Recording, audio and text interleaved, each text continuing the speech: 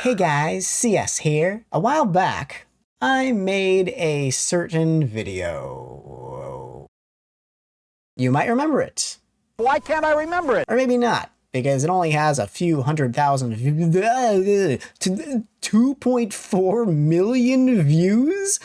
Have you got a brick loose? Seriously, what the brick is wrong with you people? You must be crazier than me with how much you've all watched this bullshit. Oops. I uploaded that video on January 31st, 2022, and it got almost immediately age restricted. And despite staying that way for 2 years, with people needing to log in to watch it, it still managed to garner almost 1 million views. Then suddenly it became unage restricted. 100% satisfied. I suppose YouTube reviewed it internally or something. I really have no idea, because I didn't request it. Perhaps it was my little joke anticipating it being age restricted, which resulted in them lifting it. But regardless, at that point, the views skyrocketed. Their curiosity for has skyrocketed. More views than Vinesauce Joel's metal version. More views than the reviews of the entire freaking game by Brutal Moose and LGR. More views than every upload of the original damn song combined. Damn songs. So exactly how did all this come to be? And more importantly, what do the original songwriters think about my edit? Because yes, they are aware of it. Very aware of it. Oh boy, are they aware! But before I get to answering that question, I'm going to do the usual YouTuber thing and drag things out for as long as possible to keep you engaged with some other interesting tidbits about how I came to be introduced to Lego Island, why this game is such an important part of my life, and the order of events which led up to making the now infamous parody. Time to explain it all brick by brick. It's CS story time. Oops. As you can probably tell from my hat, I am a big fan of Lego. As you can probably tell from the other videos on this channel, I am a big fan of Lego. As you can probably tell from this giant ass sign in my living room, I am a big fan of Lego. Okay, you get the idea. I've been a Lego maniac for longer than I've been on the internet. Ever since I was a little brat. Yep, that's me. Little silly CS. Being weird, as you might expect. Who knew this weird little guy would grow up to be such a monster? Since I was an only child and highly introverted, my parents would buy me Lego sets just to try and prevent me from getting bored and doing something stupid. Like setting fire to the town. Actually, no, I was busy doing something more innocuous, like walking backwards without looking. Oh, it's his Lego setup. Come on, you gotta come over to do the, Just look at my dumbass tripping over shit. There was another time when I tried swallowing the meatballs in SpaghettiOs and Meatballs without chewing them first. Yes, I actually did that once as a child. Yes, I almost choked and died. But from that point forward, I made sure to always chew my meatballs. Chew, chew, chew, chew, chew, chew. Anyway, hey, one of my favorite things to do as a kid was look out the window and wait for the FedEx truck to pull up outside. Why was I excited to see FedEx, of all things? Simple. They were the ones delivering my precious Lego sets. Putting together these playsets was something enjoyable to keep my microscopic brain preoccupied. And teach me how to follow instructions, which is something I still don't do as an adult. It was honestly the perfect activity for my ADHD autistic ass. I had a huge collection of Legos at one point. Mostly all the spacey sci-fi sets. We did end up selling everything at some point though. I think my parents had high hopes that Legos would stimulate me mentally and maybe result in my brain expanding and experiencing some development over the course of time. But no, that just never happened. My brain was always a lost cause. All that really happened to my brain was, it got brainwashed by Lego. I was basically that crazy kid in their commercials. Would have loved to have one of those cool masks though. Oh, that was easy. My second biggest childhood obsession aside from Lego was PC gaming.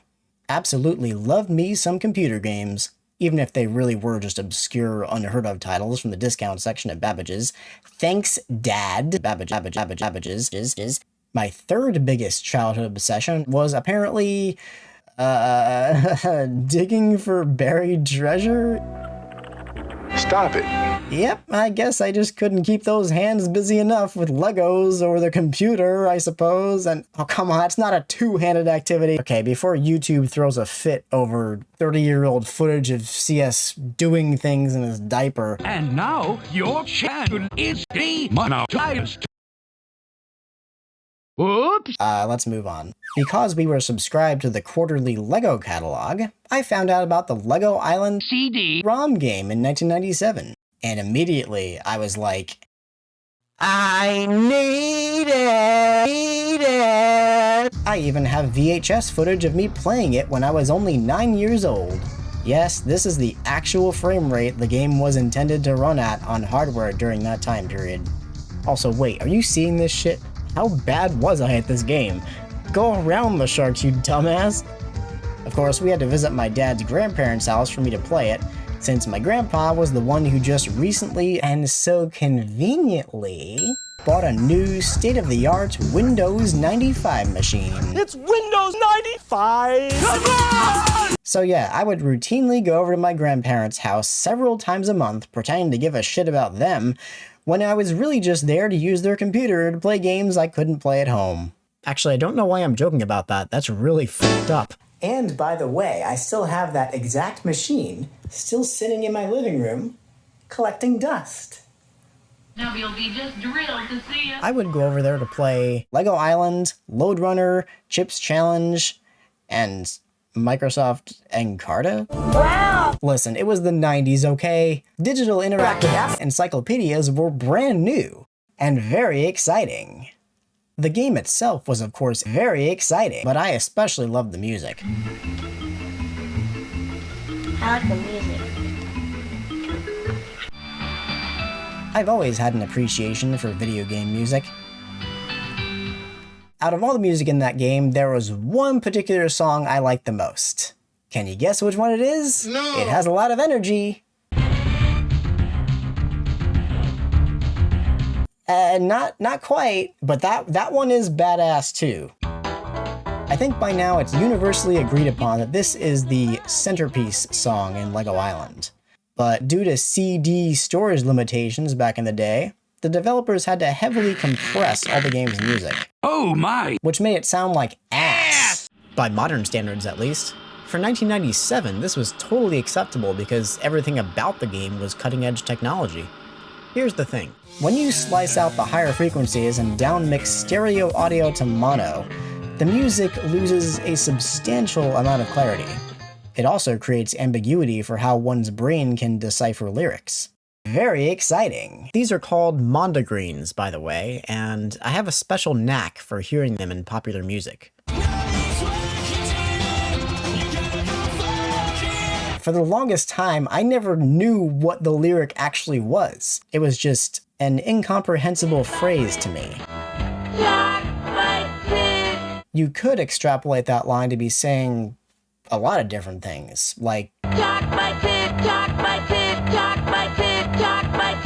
What does the damn line say? Now, in case you're still in the dark regarding what the actual lyric is, it is, in fact, talk by tick, in reference to a clock.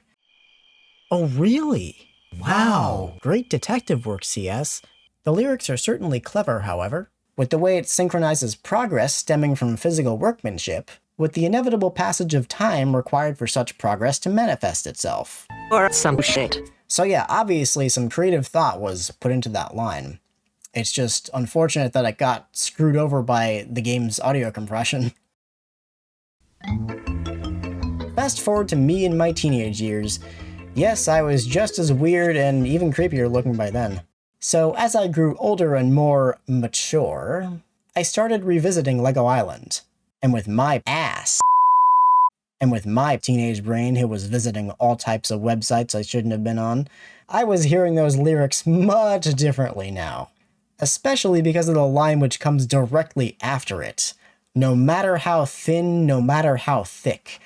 It was already serendipitously perfect. Every time I went down to the gas station, I'd be singing those bad words in my head.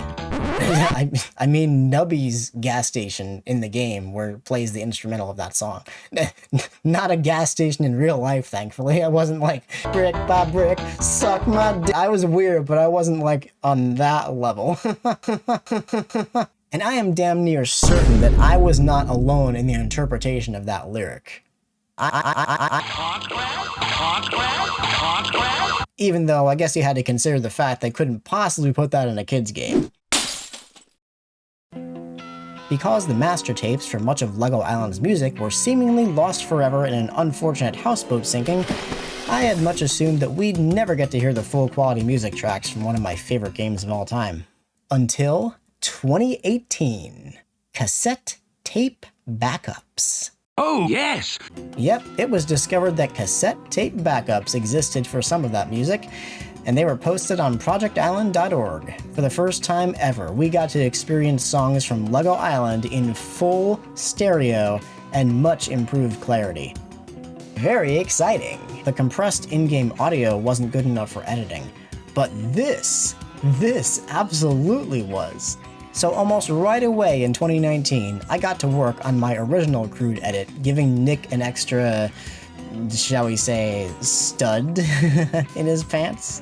But at the time, I didn't really post it anywhere outside of my own Discord server. I honestly didn't have any real plans for what to do with it. It was one of the many random things I made just because I could, and the fact I'd been thinking about it since I was a teenager. For a few years, it sat around collecting digital dust. Then one day in 2022, I found the inspiration to make more from it.